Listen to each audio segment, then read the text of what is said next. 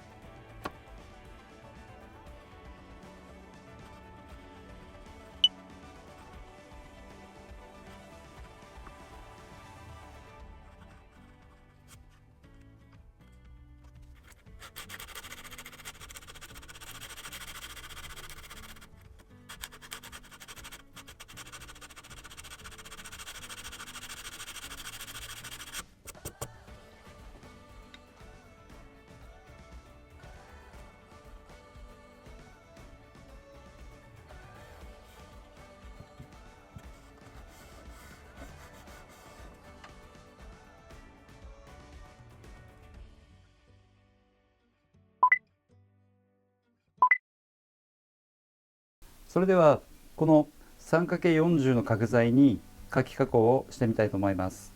まず最初にメモリを使って丸のこの深さを調整します。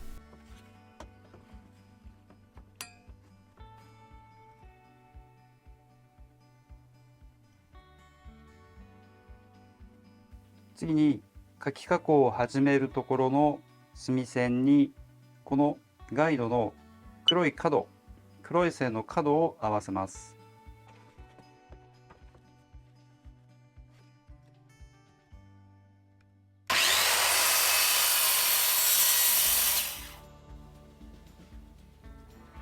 次にスライドさせながら最後がこの3センチのところがこの1回目の切り欠きの角に来るようにカットすると、ここの間が3センチ深さ15ミリの書き加工ができます。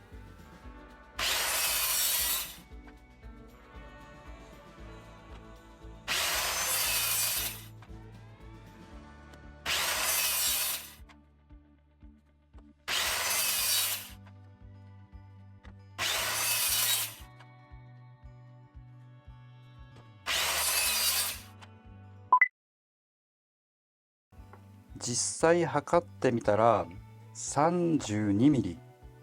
テープの貼る位置が違いますね。ということで、ここに3センチ幅を引いて見てみます。ここで切り始めて、